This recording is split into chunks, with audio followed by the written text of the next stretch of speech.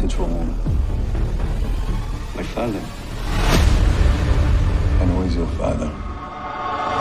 Messiah is a Netflix series that is scheduled to be released on January 1st of 2020, and it has a lot of people talking. In this episode, we're going to be exploring the surprising and interesting facts about the show, as well as look at some of the controversy surrounding its release. Welcome to another episode of FTD Facts. My name is Leroy Kenton, and a question that I have for you before I jump into this episode: will you be watching Messiah or nah? Now, at the time of filming this episode, Messiah has not been released yet, but let's jump into 10 surprising and interesting facts about Messiah that we know so far. And I do have to mention there's a possible spoiler in this episode, so I'm just alerting you right now. But anyways, let's begin. So Messiah explores the topic of religion, faith, and politics, and it takes place in the modern world as they react to a man who first appears in the Middle East, creating a huge following, and he claims to be the Messiah. Now, the whole mystery surrounding the series is whether or not this person who claims to be the Messiah is actually sent by God,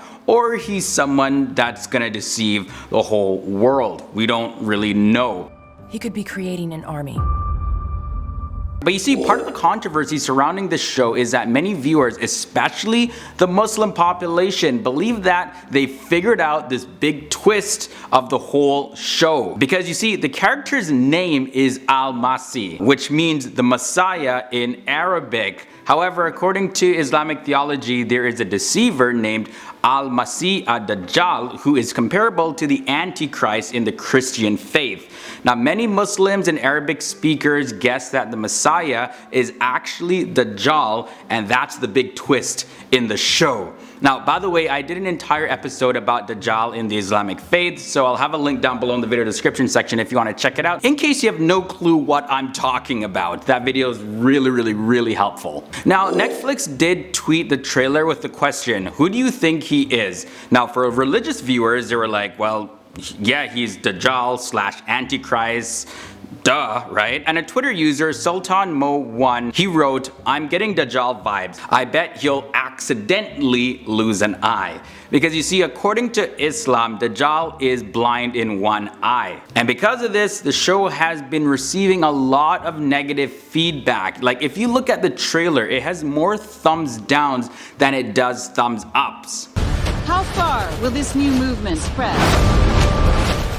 Now, interesting fact is that names of some of the main characters in the show are all names of prominent figures in the Islamic faith. So if you look at the IMDb page of the show Messiah, there's a character named Eva Geller. She's a CIA agent. Now, the name Eva is also one way to translate the name Eve, who is the first woman created and the wife of Adam according to Islam. You'll also find that in the Christian faith as well. Then there's a character named Maryam Keneally. Now, Maryam is the name of the mother of Jesus, which is the full form of the name Mary. You know, Virgin Mary, Maryam is in Arabic. There's also a character named Hamza. Now check this. A man by the name of Hamza ibn Abdul Muttalib is a foster brother as well as a companion and a paternal uncle of the Islamic prophet Muhammad.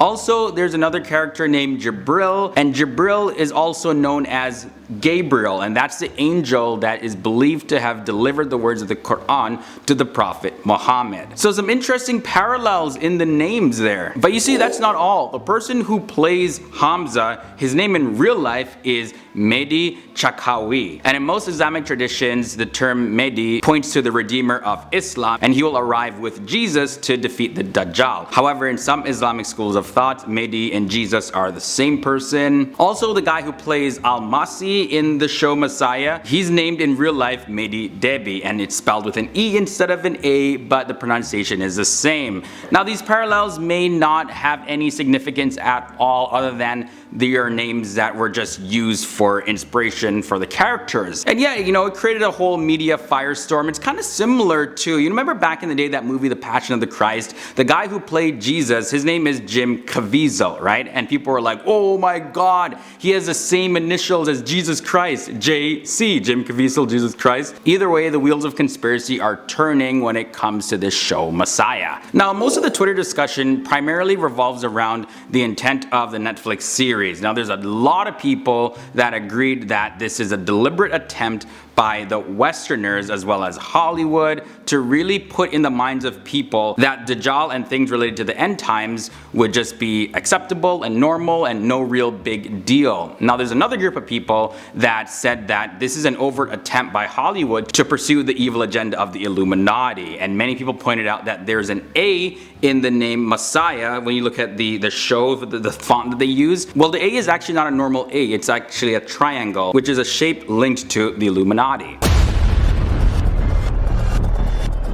And one thing to note is that Messiah is an American show targeted to an American audience, and for viewers who do not have any familiarity with the Arabic language or the Islamic beliefs, this would of course be a big twist, and the similarity between the characters' names, they're not going to be so obvious, right? But right now, for those who are familiar with Arabic, it's kind of like watching a movie about a thief and there's a character named Thiefton. It's like, well, who's the thief? Well, duh, it's him, right? But it's interesting though that I haven't seen any reports of Netflix actually confirming that this is the big twist of the series. But let's move on. So subscribers, they're actually threatening to boycott and cancel their Netflix subscriptions because of this new show. A lot of people are just not happy with the premise of the show. Like, there's a CIA agent named Ava Geller, and she's played by Michelle Monaghan, and she sets out to really uncover whether or not there's any truth to Al-Masi's claim of being the true son of God. People are calling this an attempt by Netflix to brainwash people, and they're just not happy with the idea of Netflix profiting off of people's religious beliefs, especially one dealing with the end times.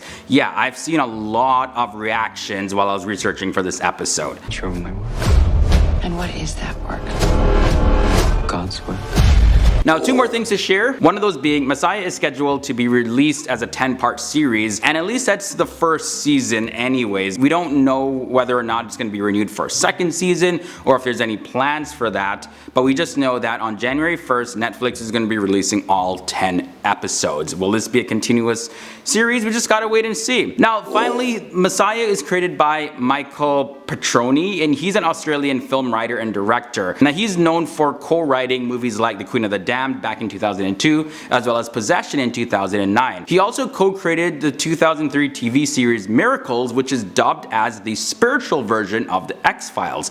He's also known for his works on the movies The Chronicles of Narnia, The Voyage of the Dawn Treader, and that came out in 2010, as well as The Right in 2011, The Book Thief in 2013, and Backtrack in 2015. So this guy has a real eye for thrillers and mystery and creepy stuff. I guess he's a perfect fit for Messiah. Alright guys, so that's all the facts and information that I have for you in this episode, and let me know down below in the comment section, will you be watching this show? And also, what are your thoughts about Netflix's Messiah? Definitely the show is getting a lot of backlash, but I mean, I'm kind of into shows like this, you know, like with government conspiracies, CIA, and like stopping threats and everything. That's kind of like my genre, so it looks like it's a good show. I think I'll be watching it, but I always love to hear what you guys think down below. Now, if you're still here, definitely you want to check out this episode. Just tap the annotation, it'll take you to it. Also, my social media links are below in the video description section so you can follow me. Also, if you haven't done so already, hit that subscribe button and ring that bell so you can join the FTD Facts family and you'll be notified of our daily episodes. Okay guys, thanks for hanging out with me here on FTD Facts. I'll see you real soon.